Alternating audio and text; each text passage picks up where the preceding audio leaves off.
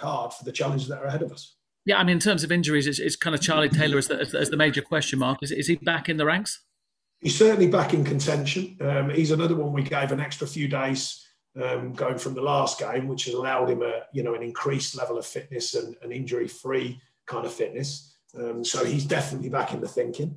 Dwight obviously has been coming back anyway. Corky's kind of getting more games and obviously had a game, which is good, as along with people like Dale Stevens. So yeah, I mean, there's a number of players who are on that edge of being truly fit. The hardest challenge of all is getting them completely what you'd call Premier League fit, because that often comes when you get out there and you play. You talked after the West Ham game about kind of being more effective. Is that the habits that you're also speaking about in that kind of 3-game batch where things look to have kind of got back to normal? Well, it's a challenge always. You know, the thing that people sometimes misrepresent about the Premier League, it's hard keeping clean sheets, that's for sure, but it's hard scoring as well. You know, and so I've never really over-questioned our forwards. I still think we're doing a lot of things right. We did at West Ham as well, despite some reports which were interesting to read, but I thought we gave a good performance down there. We know we've got to add to the effectiveness in the front third of the pitch. That's been an ongoing thing here. So we know about that. We work with some analysis for the players, of course, but there are a lot of things that are going in the right way. And I mentioned after the last game, you know, we had 2 points after 8 games. So you've taken 14 points from the next 9 games, which is a healthy return. If you look at the teams we've played, it is a very healthy return. So, you know, we're not a million miles away, as I've always said, good or bad, but we're not a million miles away. I don't often think you are. I think the details, I think the belief comes back into it as well. That's an important factor. The stats, the facts, some of the past and how we've achieved that. But of course, you know, we've got to look to the future. And the next one's against a top side like Liverpool. But I mean, a lot of managers talk about fine margins, but if you look at the last 4 games, I think, you know, no one's gone goal crazy against you. And we are talking about those fine margins, aren't we? Yeah, I mean, West Ham was an interesting one. We went down, had more possession there than we've had, you know, created chances, you know, did a lot of things well. But you've got to score a goal. You know, we know that. You've got to keep a clean sheet as well, which we so nearly did. You know, I don't think they had too many golden chances, apart from at the very end when we were stretching to try and get something from the game. You know, a lot of good things about the Man United performance, of course. You know, the good things, getting wins and draws in that nice little run we had. Very tough, I think we all agree, a very tough situation we had at Leeds, and it certainly wasn't from our performance because the performance was very good. So, you know, we've got to look at the bigger picture as well. Alongside that, knowing what we are, knowing the realities of what we are, and know what we need to do to try and change things. On the possession thing, a lot of people make, you know, a lot of the stats. I mean, you had more than West Ham. Is that a change of philosophy, or is it just sometimes games present themselves like that to give you more of the ball? Yeah, I think West Ham have had a change as well. I think they've come into a bit more of a kind of tighter shape in the way they're going about their business. You know, not being so ball crazy about it, you know, kind of finding that defensive balance as well as attacking balance. It's working very well for them. We all know that. You know, they pulled out some really good results at the right times. So there's a bit of that. There's a bit of us as well, just finding our feet a little bit, trying to be effective still. The change in the game formats and the game profiles, you know, there are some subtle changes in the division, but I can assure you my goal with the team is still to be effective. I've never been a brandist, not worried about that. The best brand you'll ever have is winning enough games to be in the Premier League if you're Burnley Football Club. And beyond that, that's a different ballgame. But that's always been the directive is do what you need to do to stay in the Premier League. We speak openly with the players about the different challenges we have and the different ways we have to affect games. And often, not always, we've delivered that, or certainly enough to continue our journey in the Premier League. A lot of questions to Jurgen Klopp about their lack of goals. I mean, it bears out what you're saying about it being a tough place, the Premier League, to actually score goals, doesn't it? If they're struggling being the champions. Yeah, I mean, look, struggling in their world is slightly different to our world when you talk about goals. You are talking about, you know, extreme levels of goals at times when they're really free-flowing a bit, you know, themselves and Man City and the like, you know, when they're really on it, they can score, you know, fine goals from different places. You know, does that carry on forever? Probably not. Even when you're at the top sides, they probably have a quiet spell. They've had some injuries as well. We all know that. And some very important players. And they've got very good players across the board. But there's still reasons why some of them players become the top players. But no, I don't. I'm not overthinking the fact that they may be not as free flowing, because even when they're not, I don't know if you notice, they're still up there. They're still delivering. They're still winning. You know, they're still getting points. And, you know, they still delivered a good performance against Man U, who are in very good form. You know, so I'm not overthinking that. I think we still have to be on top of ourselves and on top of our performance. But going back to a place where you got one of your better results last season, that 1-1 draw. Yeah, but only better results because we were playing at that time. You know, they were run away with it. They were unbelievable last year, absolutely awesome at times. So that would make a bigger story. You know, that's not the story of our season. It's a nice point in the season when you get points against teams with the prowess of Liverpool.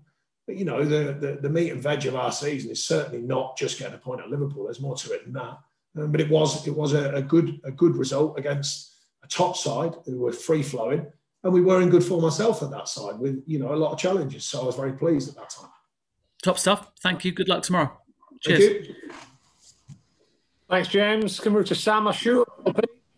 Hi, Sean. Yeah, you've just about covered it all there. I'll ask you Perfect. about... Okay, Sam, thanks for speaking to you. I said, oh, sorry, just about... Sam more. Okay. You mentioned the term season's work quite often in your press conferences. Is it just about, you know, staying patient, staying calm, trusting the system? Can you just elaborate on that one for us? It's not just about that. We look at many different ways of operating. We've often come back to one that suits the players. That's always been my belief. You know, I think a way of working that the players can deliver for their welfare as individuals and for the team's welfare to be productive. And I think we've always looked at it. I certainly look at teams like that. And I think we've found a way of operating that quite obviously finds its way, and even in the Premier League with the challenges of it. So I think there's belief in what we do. We do adjust it more than people think, particularly distances of performances and yardages and some of the details. But we do like the format that the players work from and generally the delivery of performances that we get. I know you spoke a little bit about Liverpool there. How would you compare them this season with last season from a tactical standpoint? Well, the manager's spoken not about tactics as much, but about a lot of games, about, you know, obviously injuries, and they've had players missing and stuff like that. So that's obviously an in-house situation. But outside of that, they still look a top outfit. They're still right up there. They're still delivering very good performances. They can still be effective in different ways. You know, even with the challenge of, you know, I think Jordan Henderson playing centre-half the other night did a very good job. They still looked an effective side in that situation. You know, they've got very good players. They've got a high confidence level from obviously their achievements over the last couple of seasons. And it kind of gets ingrained in them sides. You know, eventually they get that kind of ingrained confidence level that spreads amongst the group. So I don't for 1 minute think we go there thinking it's going to be easy, because it's quite clearly not. We offer the respect for everyone in the Premier League, most for our own self-respect. So when the whistle blows, we want to be ready to deliver our performance and see where it takes us. Just finally for me, Sean, you asked about Charlie Taylor's fitness there. Just overall, any other fitness concerns, or is everyone okay? No, we're just about there generally. You know, there'll be a couple we're getting news on for tomorrow, but generally we're just about there. So there's certainly nothing serious at the moment. So long may that continue, obviously. Thanks, Sean. Thank you. Thanks, Sam. Alex Hall, please, BBC. Hi, Sean. Hiya. Man United will tell everyone you need to be at physical peak to play Burnley. Liverpool are a bit short at centre-back. Is that something you're looking to exploit? No, I don't think the physical side of our game, I think it's a strange one. People mention it often. I don't think we're overly physical. I wish we were more physical. I think our physical prowess as regards stats and facts and delivery of physical, as in mileage, as in sprint distance, I think that's good. I like that. You certainly have to deliver that against these sides, because one of the biggest changes when Jurgen came in, when Pep came in, other managers as well, but I'll just use them as an example, was the shift in the dynamic of the teams. You know, and they were always good sides. They could always use the ball. They could always technically, defend properly and attack properly. But now they've brought in an energy level, you know, to these performances from these sides. So you've certainly got to compete on that side of things. You've got to put in the miles. You've got to put in the sprint distance. You've got to put in all of the physical markers that you need to compete in the Premier League, regardless of who you're playing. And then, of course, you've got to work on top of that to find the chances and open up the opportunities while defending very well as a side. So that's often how the games pan out against these sort of sides. We're aware of that. It sounds easy when you talk about it like this. You're throwing it around, not so easy when that whistle blows. So we'll be ready and we'll take it on and see what happens. And just to go back on that again, you mentioned Jordan Henderson playing centre-back and they had two centre midfielders there. Does that change the way you kind of approach the game? No, I think they delivered a good performance the other night. We don't know, obviously, if other players will be fit. Top pro like Jordan Henderson slotted in, did his job. I think that it doesn't... there's the wrong word is to start talking about anything other than they're still a fine side, because you can get into a situation where you're kidding yourself, that this player's missing, that player's missing, and that somehow makes them less than what they are. Well, it doesn't really, because they're still top players and they can still find a way of doing the job. That's it from me. Thank you. Thank you. Thanks, Alex. Alex James, please. Thanks, lad. Hi, Sean. Hi. Fully fit squad. That's the first time I've heard those words uttered in a long time. Must be music to your ears. Yeah, not quite fully fit, but nearly there. Just on sort of the current form, how much does where you are now and how you're approaching games and perhaps the lack of goals impact what you might look to do in January? Or is it more a case that you take an overview, as you've said previously, and belief in the strikers to come good as and when, rather than any sort of panicking into the market? Well, the obvious challenge of our market is that, people often say that these strange comments about, they need to go and get a goal scorer. Do you know how much goal scorers cost? So unless someone's going to somehow give me that amount of money, trust me, we'll be working very hard with the players we've got. We believe in them. If you look at our own goal scorers, then you've seen the money we spent on them. So you have to have more than that, because the market's quite obviously gone up since then. People talk about the knock-on effects of COVID. Well, we haven't seen that many signs of it, although it's still relatively early. We only had the last window in this one, and there might be an ongoing knock-on of that. So, whichever way you look at it, unless you've got in-house developing players who are that type, I mean, I'm just using goal scorers as an example, then you have to go into the market. And to go into the market nowadays in the current situation, it still costs a lot of money. So they're the realities and facts of it. So we continue to work with the players who I believe in. I think they're very good players.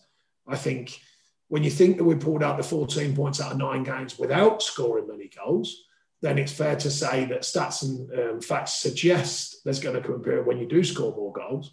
But the idea is, I think I said this to you last week or the week before, was you've got to make it happen, not wait for it. You could wait for it to happen, because the likelihood is they will score goals at some point. But you've got to make that happen. We want to fast track that to happen. And we can only do that as a team. It's not just about the strikers, as a whole team, as a whole unit. That's why we've always believed in working here, both defensively and in attack. It's not just down to the strikers. I believe in all of them. I believe in all the players. We have to find goals wherever we can to get what we want. In terms of the window and lots made of signings, I just wondered how the sort of fully fit squad, in inverted commas, and the likes of Jack Cork coming back to full fitness might have an impact on whether someone like Josh Benson or a Joel Mbongo or Bobby Thomas, players who've been on the fringes of it, might now get the opportunity to go out and perhaps get a loan that would aid their development for the second half of the season, or whether you still feel you need to hold on to them for a larger squad base. No, it might do. That will just be decisions we make ongoing. We want the players, because some players back fit to us, but they're only just fit. They haven't proven over a long period that they're totally fit. We will make decisions on that in due course. A few of them young players have come on a long way, I think, in the last 8 or 9 months, from, strangely enough, from the challenge we've had. And I did say that originally. I said the good opportunity it is now for these young players to mature slightly, working with the first team group all of the time. They often work with us part-time anyway, but they've been working with us all of the time, and now that rubs off on them. And of course, Benno and people like that have actually got minutes on the pitch, including the start. So, that can only stand them in good stead. We'll see what happens as the window comes to its end, and then we'll make decisions on all of them players. And you've spoken about sort of belief in the squad, and you've got the vast majority of what you would probably consider your first choice 11 under contract past the summer. The one exception of that is the right-hand side with Johan Matlaus and Phil Bardsley. How concerned are you, if at all, about that at this stage, just given that they're all in similar areas of the pitch, and what happened last season with Phil Bardsley, Aaron Lennon and Jeff Hendrick? I've never really bothered with this word concern. It's a reality at Burnley Football Club that these things occur. We work openly with the players and their agents. Obviously, that's been tempered by the fact that we've had a previous ownership who were quite obviously intent on selling the club. That's become apparent. So that sale happened. So in the meantime, there's quite a big crossover there with who wanted to put money in and who didn't, quite obviously, from a business point of view. So that has just lengthened out proceedings, on these contract situations. Usually we hope to tie things up a bit quicker. At the moment, we haven't managed to do that. Many different reasons why. So now we are reflecting that period and trying to make sense of it going forward with the new ownership to say, look, these are the things, the challenges that we've got right in front of us. So we're looking at sorting out many different situations here. And last one from me, Josh King's a player that's been sort of linked and emerged as linked with you guys in the last sort of 24 hours or so. anything you can share with us on that, or is that sort of kind of player the perhaps one you're looking at for the window? Nothing I can share. Anything to do with any players coming in. I never have shared anything. I don't know why you think I'm going to share it now, but I won't be sharing anything at all. I didn't expect you to share it now, Sean, but I had to ask the question. So thanks very much for that. Appreciate it. Thank you. Thanks, Alex. Finally done the broadcast section. Dave at PA, please. Hi, Sean. You all right? Oh, yeah, sorry. Just on this with the wall. No worries. But in the last 3 seasons, you've gone to Anfield and taken points off Liverpool twice. Given Liverpool's success at home, over the last 3 seasons, stretching back, in about 3.5 years, when they obviously haven't been beaten, is there any sort of commonality in you going to Anfield and having some general success? Well, we've obviously delivered a performance, usually a defensive performance, that's held us in good stead, because it's unlikely that you go to Anfield and not have to defend well. So I think that's just a given. I don't think it's a negative opinion. It's just an opinion on the truth, because we know they've got attacking style and attacking players and attacking quality. So you have to do that side of things. You have to make the big moments count, which we've done a couple of times there. And you have to find your way. They're peculiar games, these. They're not, there's other teams in the division. You think you can take on the sort of challenge a bit more evenly, if you like. Often, these challenges are different. If you've got a team that you've put together for 50 million and theirs been put together for 500 million, there's probably going to be a difference there. So therefore, you've got to scrap that, move that out of thinking straight away. It becomes, 11 against 11. You've got to defend, probably got to defend well. You've got to do all the basics well. And you've got to have your key individuals who can open things and create things. You've got to have them play well as well, because you've still got to be in the game. You can't, I don't think it's as easy as people make out, all them days of saying park the bus and all that. It's not that easy, trust me. So you've got to find a balance, but often it starts with a good defensive base. You mentioned there, going on along similar lines, when Nick, Ben and James played together this season, I think it's been 10 games and you've only conceded 5 goals. I know clean sheets, good defensive performances, they're obviously a team effort, and it might be wrong to single out, well, in this case, 3 individuals, but equally, it can't be a coincidence that you don't concede as many or don't seem to concede as many when those 3 are your base. Well, they're a good sort of trio, as you've mentioned. They're good. They're played together long enough to understand each other. I think that's helpful.